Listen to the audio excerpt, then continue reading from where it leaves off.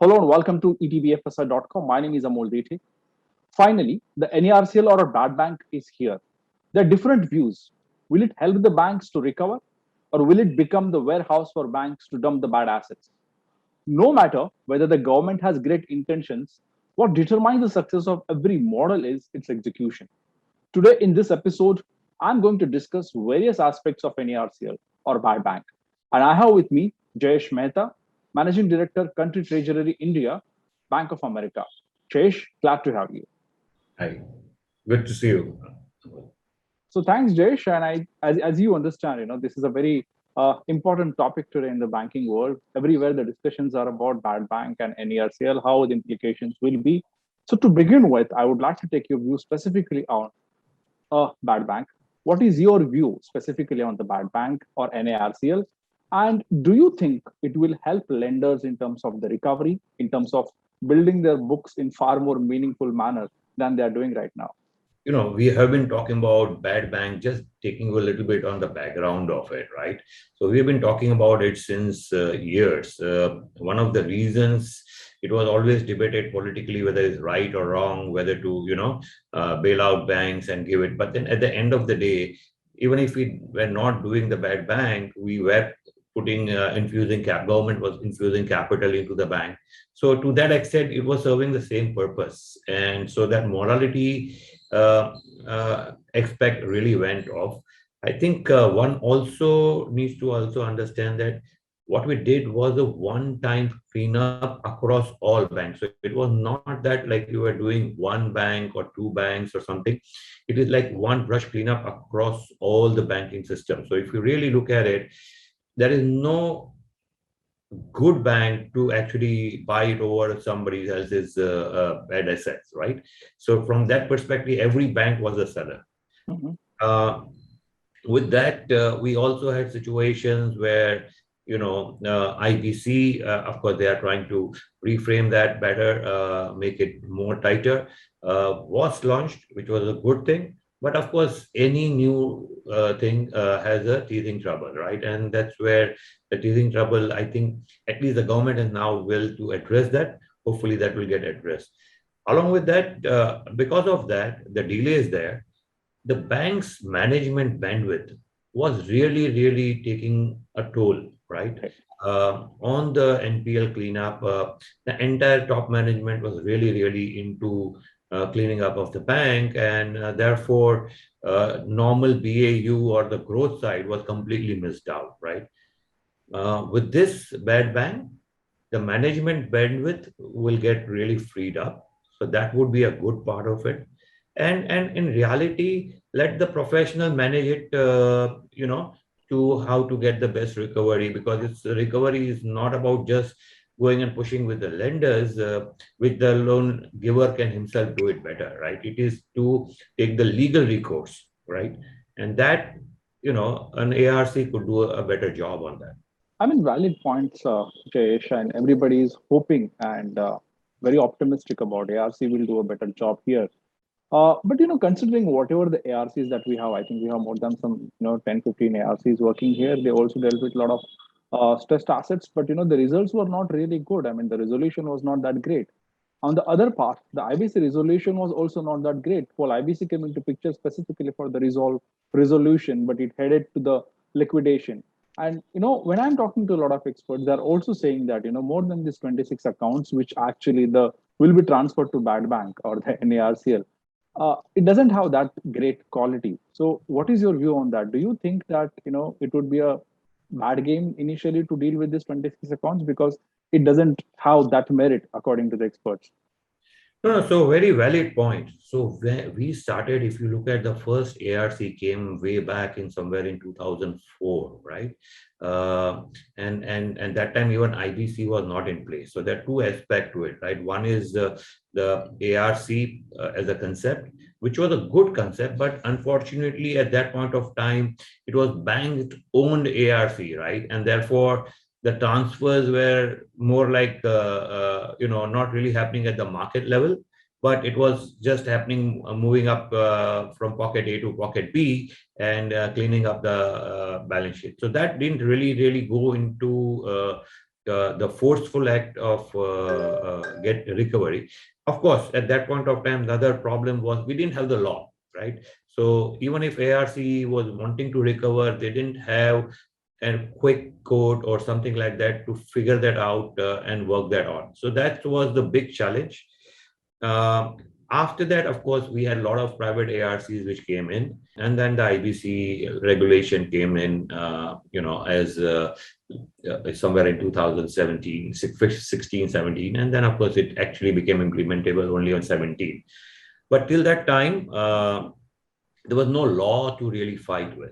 A lot of these assets which were also happening was the same bank was buying back their SRs, right? And I think the commission being paid for managing that was good enough incentive for the ARC to just hold it.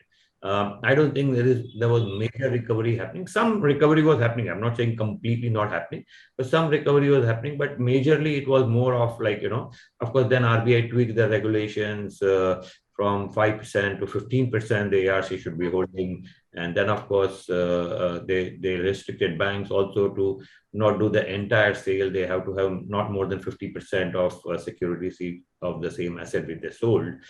So all that regulation RBI brought in kind of stopped that kind of business. Of course, there were other businesses which were also happening, so which was kind of backdoor entry, which also got stopped. So from that perspective, if you really look at it, things have been improving, but of course the speed could have been much faster. But it is there. Coming to IBC per se, yes, we all know that initially some few large assets were sold out pretty well. But I think, you see, one is just getting a buyer for the whole asset, slump sale of the asset or the company itself, right? Not everyone is going to get that benefit. And therefore, you will have to find out change of management. That is where the ARC or the asset buyer can do a different game altogether, or even working out with the existing promoter, right? But that is something one needs to work on, which was not happening in a big way. I think with ARC, a professional ARC in between, and of course the professional distressed buyers. Like a lot of foreigners are big buyers of distressed asset, but as of right now, you have to buy through the local ARC. Um, because of the license or because of the regulations, you have to buy it only through a local ARC. Foreigners could not directly buy that loan from the NBF, from the banks itself, right? So with this ARC coming, it's a centralized place. I think there's a lot of benefit I see in this one happening. Okay. Meaningful points, Jayesh. But let me share one or two instances. I absolutely buy your point in terms of the professional expertise will come, the different team will manage the assets. Because I still remember, a few years back, I met a stressed asset, the former stressed asset, now we can say. I have a point to make, right? Sure. At no point of time I'm saying that banks are not capable or not professional to manage enough. They are, but it's a question of time spent, right? You would rather want the bank's management to spend on the growth and normal lending business rather than on the distress side. And forget that, in our cases also globally, we have a different group. So, business, once there is a distress kind of situation, it just goes to them and they manage it. So we don't really, not the entire bank is really involved, not right from your CMD to executive directors to whole board, everybody was involved because the way it panned out in India. Sorry, go ahead. No, I think valid point. We understood that. We copied that really well. Oh, the instance or the example that I was trying to tell you is, yes, it's a fair point in a way that whole this saga will be handled by the different professionals. Because I remember the SBI, stressed assets said long back, telling me that every day in the morning he's spending 2 hours only on one account because there were a lot of litigations happening with that and everything. So I can understand the time spent on particular accounts, time actually vested on accounts, and the frustration. But what I want to also learn from you, and if you could highlight maybe one or two points here, will the banks treat this as a warehouse? Because what will happen is the recapitalization will keep happening specifically for the banks to do new business. The bad loans will keep on happening because people will default on it. And what banks will do is right now, oh, now this is not my responsibility to recover from this bad loan. Let me hand it over to the warehouse, which is any RCL or a bad bank. So will they treat this as a warehouse? So I think what I understand, they are going by phase manner, right? So it's not that going forward you will have something coming up and you will start dumping it here. So it's not going to be a BAU situation. It is, I think, at this juncture, it's your one large chunk, right, which will move to the ARC, the national ARC, and it's not that like 4 years later you have some NPL coming up and just dump it up to national ARC. If that is the situation, then what you say is correct, right? Then that's not my problem. I just dump it on to the national. So no, I don't think that's the intent, right? And let's be very clear. See, distress is a very cyclical market. Right. That's something people don't really recognize. So if you look at it, all the global firms, including ours, right? We don't do distressed business country by country, right? So we have a centralized expertise team, right? And it keeps on, because sometimes a country A is favorable, that's where the cleanup is happening, that's where the distress is happening, right? And then it moves to country B and country C. So it's a very, very so you have to then move and allocate your resources accordingly. Now, just jokingly saying, but in a slightly, it's also joke and seriousness, that it's like, if your distress is not going to turn around for 4, 5, 6 years, right? There is a bigger problem, right? So why would anybody even buy, right? So either the cycle changes or the things changes. So your distress cannot be everlasting. So that's what there is a cycle. The distress gets cleaned up, and then maybe there is something else comes maybe 4, 5 years. I'm talking BAU distress happening is very different, right? The normal business cycle distress, which individual banks are capable of managing it, right?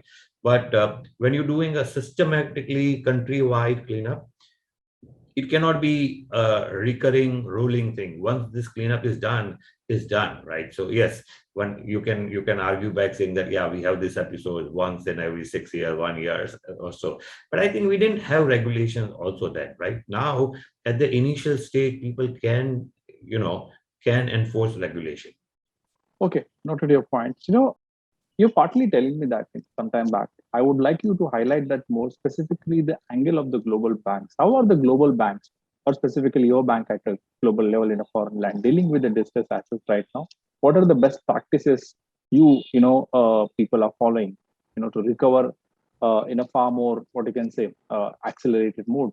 So each asset is looked and viewed very, very separately, right? So, in some assets, you would work with an existing promoter, right? Maybe give him more restructured loan, maybe give him some more capital if required to get the business in place. And then you see the things moving around, because it could be a, situational, or maybe the circumstances got you into distress, right? So that's one way to look at it. That's what a lot of people like, that model, where you actually work with the promoter and maybe infuse more capital, maybe if required more equity, and then get him more viable. That is, the underlying business is good, and therefore, you work on that situation. So that's one kind of situation. Second is it's more about bridging the gap, right? So it's a pure financial play, where, till the time a consolidated new guy comes over to take over, right? You still want that asset to be shared out, and because you don't know whether it will really get sold or not, right? And that is the assessment. People will say, okay, fine, this will recover better and this will get sold out. Whether it will get sold out, or even if it goes into complete bankruptcy, the recovery rate would be higher, right? So that's what you try to assess. Of course, there are a few other people's, we don't do it at this juncture. But there are a few other people who can actually put in professional new team altogether in the company, right? And get the company running up and running.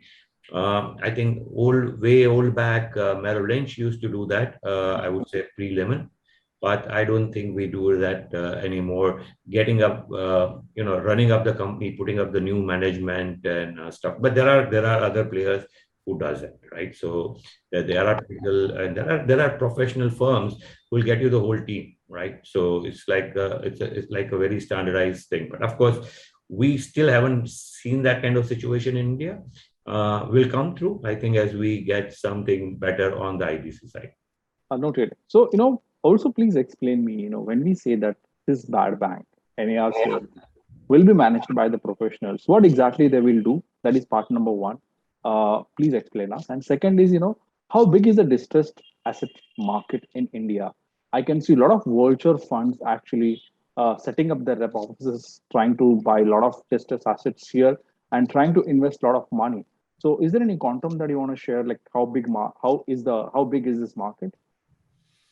So at one point of time, we were looking at something like $250 billion total gross, right? At one point of time, I am not sure at this juncture what is the, because I think last 1 year people did lose out interest because of the way IBC slowness was happening, right? Things were taking a lot of time. I think people kind of slowed down on that, but.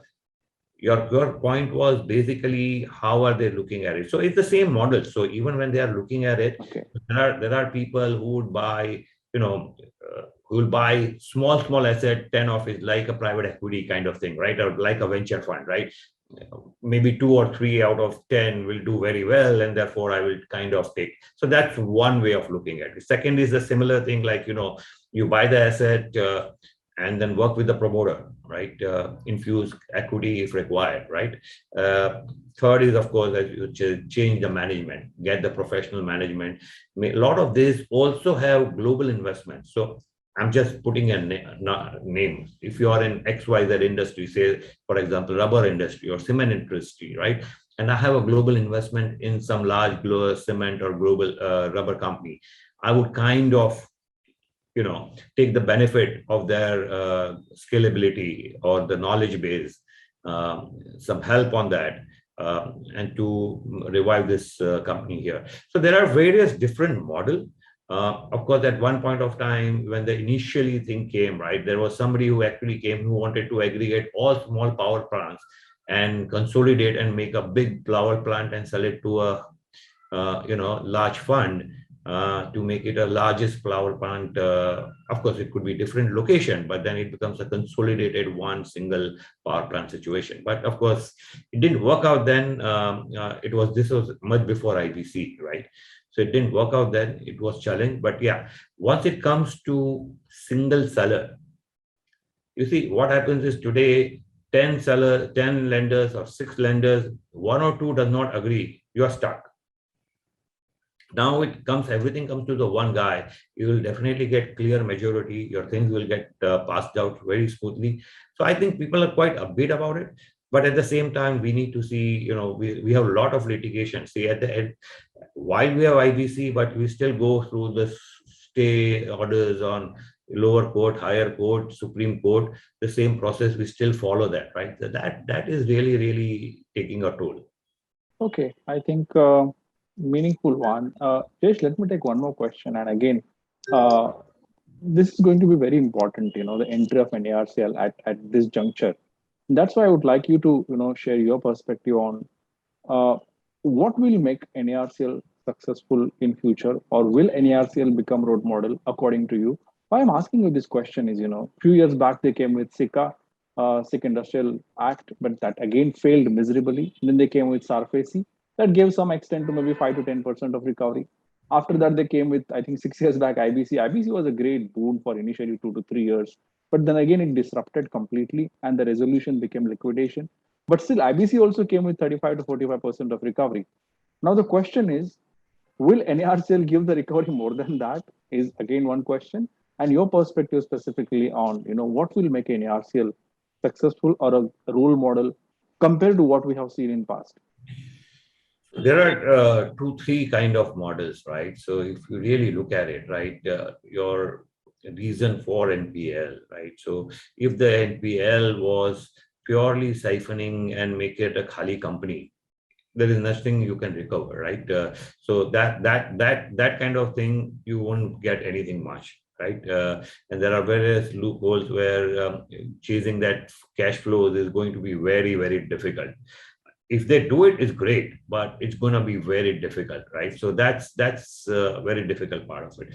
Initially, we saw some large assets being sold, large companies being sold, right? But they had very good underlying assets, right? And of course, the cost to time and cost both, right? A ready asset available. So that was the value added in that situation. Third thing, of course, is like when you are as I said, about turning around the management and stuff, right? I think the professionals will also come in, right? Now that you have to deal with one guy. So maybe NAR still can also do it on their own. They can also tie up and run the company. But rather than that, they can also give it to foreigners or the local guys who are willing to take it from NARCL and then put in professional management to run the company, right? So it's about actually running the company. But yeah, so there are assets, there are small businesses, if you really look at it, some of the NPL where the borrowers are not even traceable. So that kind of assets, you won't be able to really recover, right? Of course, there's also another play happening, right? Is where the assets are actually sold at much lower than the recovery rate, right? Because it's somewhere the borrower himself is buying through his affiliates and somebody else, right? So that is also was kind of stopped down, right? Because it's now moving to a different person who's going to decide where to sell it, right? So once the sale happened from the bank to NARCL, then a different set of professionals, right, is going to decide that how am I going to sell it, at what rate I'm going to sell it, and what kind of buyer I will sell it to. Right, Jayesh. Noted your points. I think thanks for talking to ETBFSI and sharing your perspective here.